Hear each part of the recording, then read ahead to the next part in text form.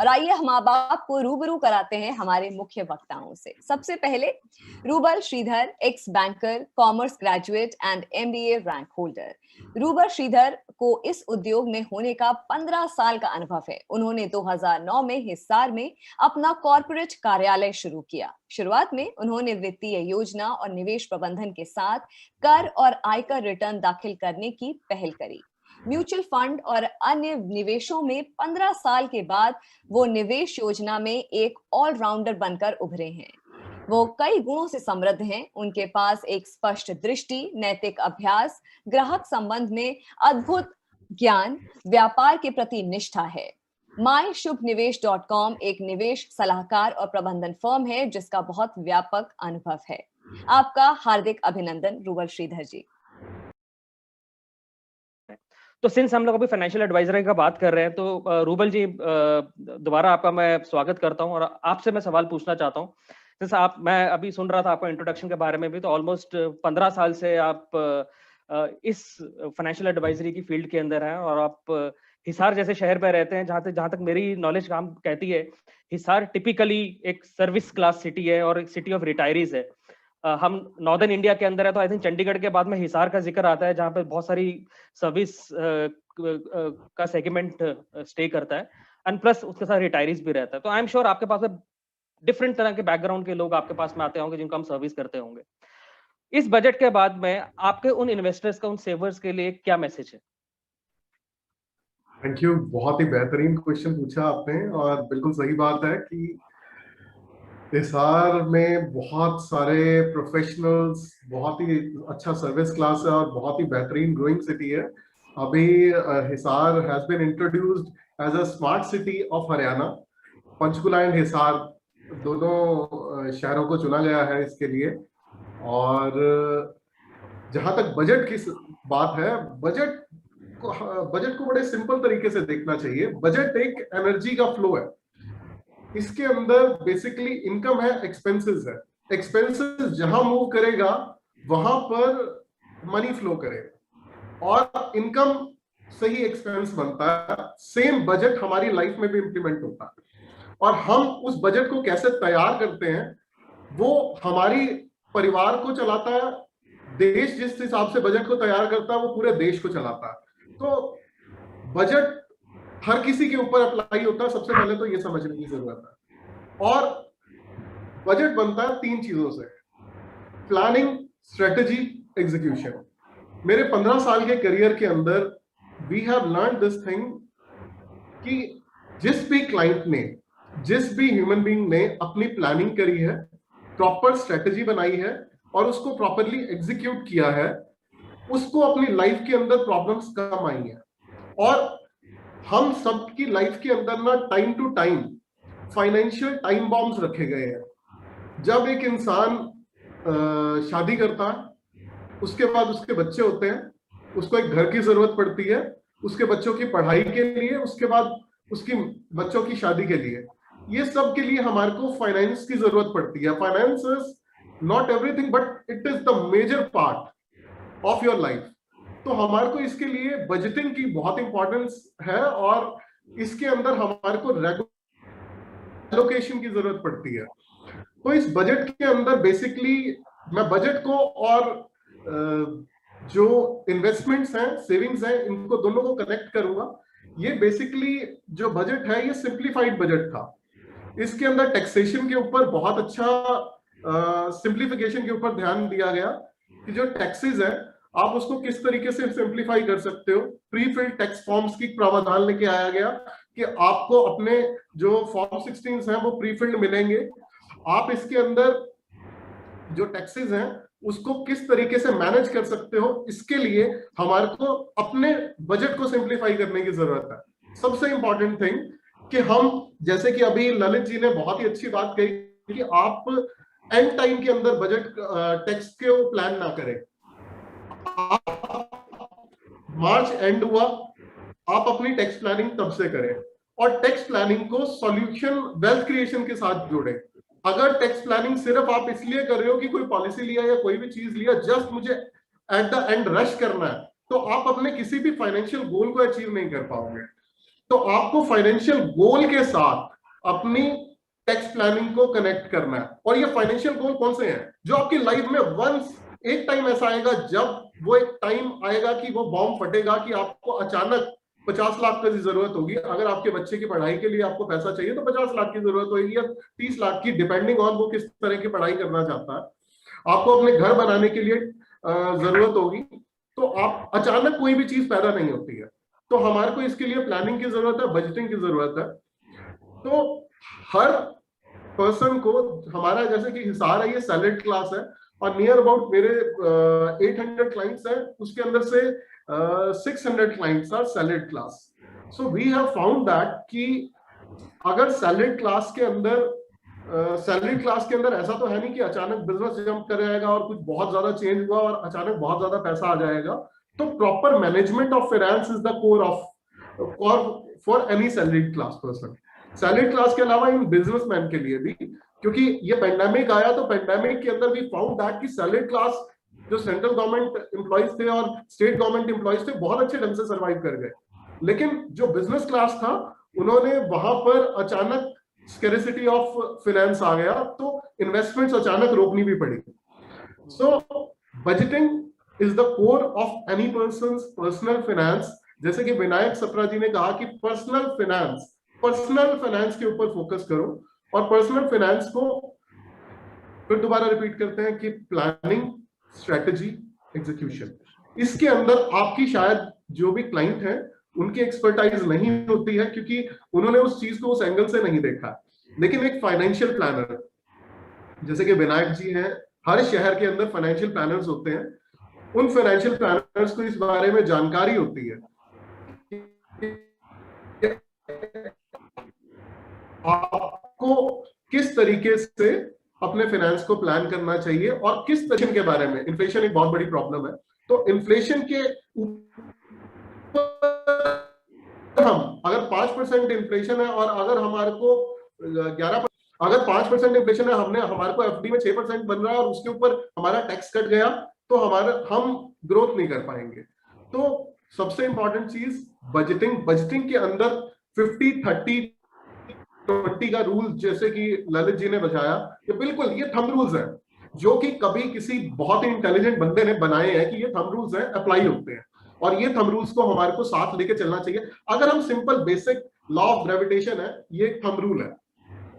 इस तरह के बहुत सारे लॉज हैं जिनके ऊपर हमारी लाइफ चलती है। इसी तरह से फाइनेंशियल मैनेजमेंट एंड इन्वेस्टमेंट्स के भी कुछ थंब रूल्स हैं। I am not saying that कि हर किसी को हर चीज आनी चाहिए, लेकिन बेसिक थंब रूल्स के हिसाब से अगर कोई भी अपनी फाइनेंशियल प्लानिंग करता है तो वो अपने किसी भी गोल को 100% बड़े ही सरलता और सहजता से अचीव कर सकता है।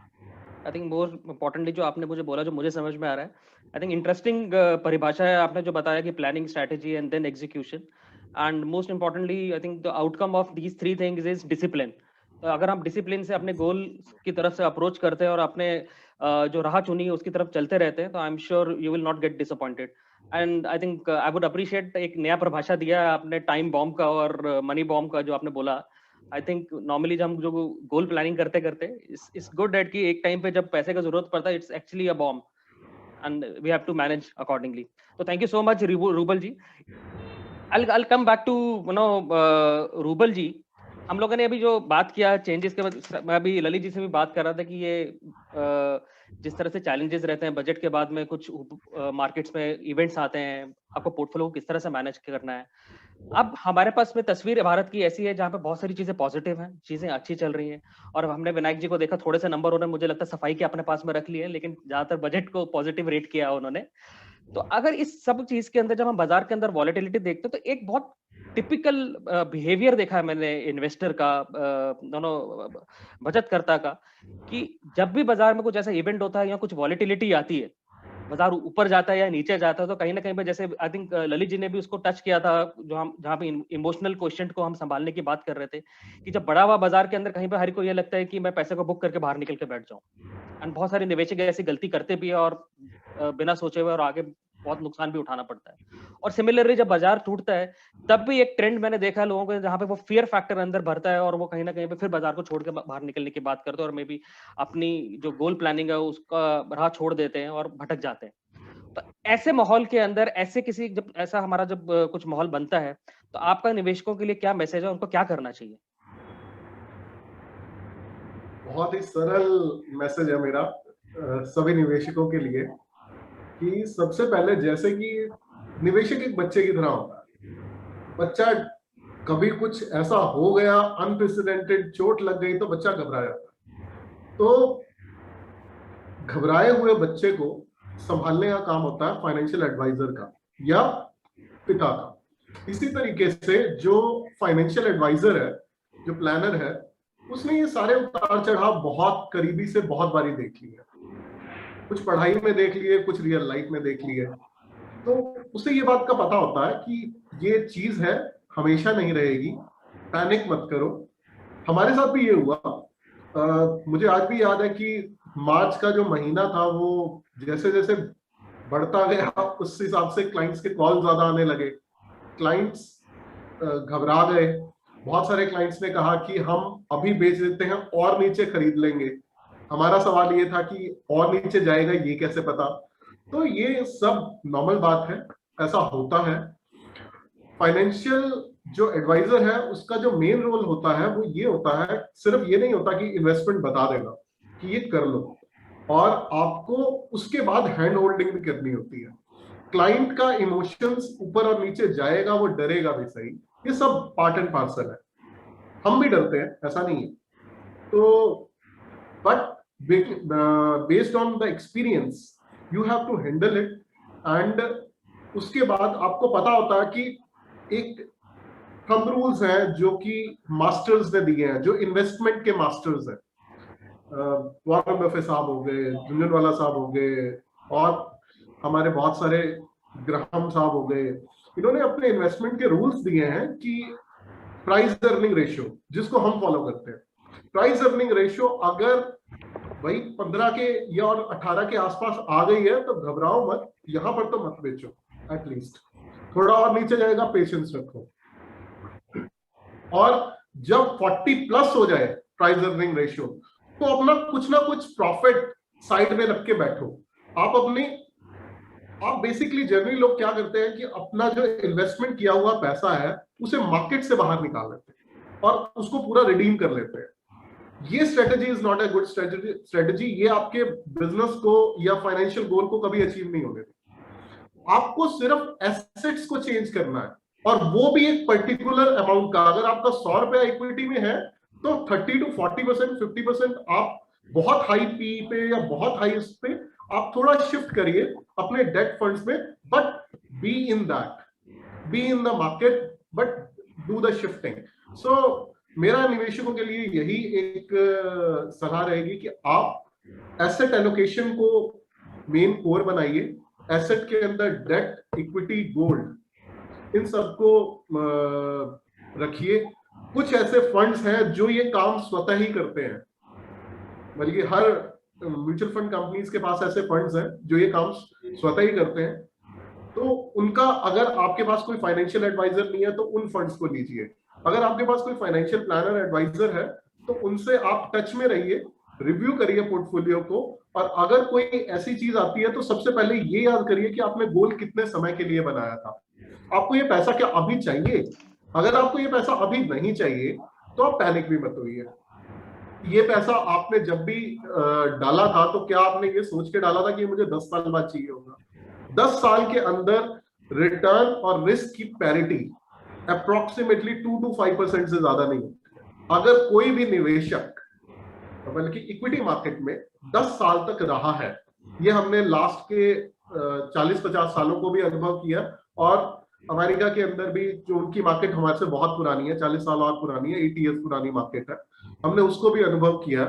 आप अगर अपने गोल के साथ स्टिक है, अपनी इन्वेस्टमेंट के साथ स्टिक है, डिसिप्लिन के साथ स्टिक है, तो ये समय चला जाता है। और ये 2008 में भी देखा है, 1992 में भी देखा है, अभी हमने 2020 में भी देखा। तो बहुत ही सिंपल वे एसेट चेंज कर सकते हैं, वो भी एक परसेंटेज, नॉट 100%। और I think उसके एक बाद मैसेज अपने जो गोल के साथ स्टिक रही। या एक मैसेज आई थिंक जो बार बार हमारे पैनलिस्ट की तरफ से आ रहा है कि वो यही है कि स्टिक टू एसेट एलोकेशन आपका, और एक डिसिप्लिन से अपने गोल की तरफ चलिए, और जहां जहां पे कभी कहीं पे अलाइनमेंट का जरूरत रहता है, और मे बी जैसे विनायक जी ने भी बात किया था कि 6 महीने में या साल में एक बार कहीं ना कहीं पे अपने पोर्टफोलियो को रिव्यू कीजिए, सो दैट अपना आपको जो फाइनेंशियल फ्रीडम है और सेल्फ रिलायंस है उसकी तरफ आगे बढ़े। I think it's a very good message Rubal ji जो आप शेयर कर रहे हैं, तो थैंक यू सो मच। तो सर आज की चर्चा का एक लास्ट सवाल मैं लेना चाहता हूँ, again I will come back to Rubal ji, तो उसके बाद इस चर्चा को आज हम खत्म करेंगे। रूबल जी, हम लोग अब कुछ टाइम के अंदर बजट के बारे में डिस्कशन कर रहे हैं, तो अब अगर मैं बजट को एक बाजू में रखने की कोशिश करूं और आपसे सिंपल ये पूछूं कि इररिस्पेक्टिव ऑफ बजट कौन से इन्वेस्टमेंट रूल्स जो हैं वो हमेशा बने रहेंगे इन्वेस्टर के लिए? डिसिप्लिन, हमेशा मार्केट में डिसिप्लिन इन्वेस्टर बने रहेंगे। आई हैव एक ना कॉफी कैन इन्वेस्टिंग एक वर्ड है, बहुत ही फेमस वर्ड है, अमेरिका में बहुत फेमस था, वहीं से ही आया coffee can investing. Coffee can investing के बारे में सिर्फ एक लाइन में बताता हूँ। कॉफी कैन इन्वेस्टिंग बहुत टाइम पहले, आज से 100 साल पहले, कभी वहां की मार्केट्स 1910 में शुरू हुई थी, तो वहां पर लोगों ने बनाया कॉफी कैन की। वो कॉफी स्टॉक्स लेते थे और उसको रख के भूल जाते थे, बल्कि वो कहीं डब्बे में रख के, क्योंकि पेपर फॉर्म में होता था, उसे रख के भूल जाते थे। और over a period of time कभी याद आता था उन्हें, और दे फाउंड दैट कि they have made more money than active churnings rather than coffee can investing. So this term is very popular, coffee can investing. अगर आप अपनी इन्वेस्टमेंट में सिंपल एक चीज लेके रख लीजिए, हमारा देश डेवलपिंग, एक होता है डेवलप्ड नेशन, एक होता है डेवलपिंग नेशन। बजट के अंदर ये सारी चीजें, इंफ्रास्ट्रक्चर, टेक्सटाइल, ऑटो, फार्मा, इन सब के अंदर इतनी सारी इंप्रूवमेंट्स क्यों चाहिए? क्योंकि हमारा कंट्री डेवलपिंग नेशन है, और डेवलपिंग नेशन को ये सारी चीजें चाहिए। डेवलपिंग नेशन के अंदर ही फॉरेन डायरेक्ट इन्वेस्टमेंट आता है, क्योंकि उनकी कंट्री के अंदर उतने कमाने के सोर्सेज नहीं है, उतनी ग्रोथ नहीं दिखती है जितनी एक डेवलपिंग नेशन में दिखती है। जब फॉरेन डायरेक्ट इन्वेस्टमेंट आता है, फॉरेनर्स हमारी कंट्री में पैसा लगाते हैं और बहुत पैसा कमा के चले जाते हैं। हम हमारे देश के अंदर रहते हैं, हम अपने देश के अंदर मारुति का इस्तेमाल तो करते हैं, पर मारुति का अंदर पैसा नहीं लगाते। हम ब्रिटानिया का बिस्किट खाते हैं, उसमें पैसा नहीं लगाते। हम स्कूटर खरीदते हैं, मोटरसाइकिल खरीदते हैं, पर उसमें पैसा नहीं लगाते। तो सिंपल टर्म्स में, आप जो जो चीजें खरीद रहे हो डेली रूटीन में, उसके अंदर पैसा लगाओ। घर में एसी लगवाया, रेफ्रिजरेटर आया, क्या हमने उसके अंदर पैसा लगाया? तो सबसे सिंपल थिंग, आपके क्वेश्चन को बड़ी सिंप्लीफाई तरीके से, सबसे पहले तो डिसिप्लिन रहो। उसके बाद जो चीज आप कंज्यूम कर रहे हो, ट्रस्ट ऑन दैट। आप जैसे कंज्यूम कर रहे हो वैसे पूरा इंडिया कंज्यूम कर रहा है। और अब इंडिया के अंदर मेक इन इंडिया कंसेप्ट आ गया है, और मेक इन इंडिया को बहुत ज्यादा, मतलब कि लास्ट के 10 इयर्स के अंदर की पहले की बात करूं, 10 साल के अंदर चाइना के अंदर 13% मैन्युफैक्चरिंग कंट्रीब्यूशन था वर्ल्ड का, और आज की रेट के अंदर हमारी इंडिया का 2018 के अंदर 1.7% वाज द मैन्युफैक्चरिंग कंट्रीब्यूशन। हमारी इंडिया के अंदर सबसे इंपॉर्टेंट चीज जो है वो ये है कि यहाँ पर हमारे पास लेबर सस्ती है, एजुकेटेड लोग हैं, जॉब की अपॉर्चुनिटीज मैन्युफैक्चरिंग सेक्टर से आ सकती है, और हमारी कंट्री में ग्रोथ का स्कोप बहुत ज्यादा है। तो आप इन्वेस्टेड रहिए। और डायरेक्ट इन्वेस्टमेंट शुरू में शायद मुश्किल होती है, क्योंकि स्टॉक्स को आइडेंटिफाई करना थोड़ा सा दिक्कत वाला काम होता है, अच्छे स्टॉक्स को आइडेंटिफाई करना। उसके लिए फाइनेंस, ये फंड मैनेजर्स हैं, वो फंड मैनेजर्स उसके अंदर बेहतर हैं। तो अच्छी कंपनीज के साथ जुड़ के अच्छे फंड्स को चूज करिए, और वो जो फंड्स हैं वो अल्टीमेटली आपकी कंट्री की ग्रोथ स्टोरी का हिस्सा ही बनते हैं, क्योंकि उनके अंदर वही स्टॉक्स होते हैं।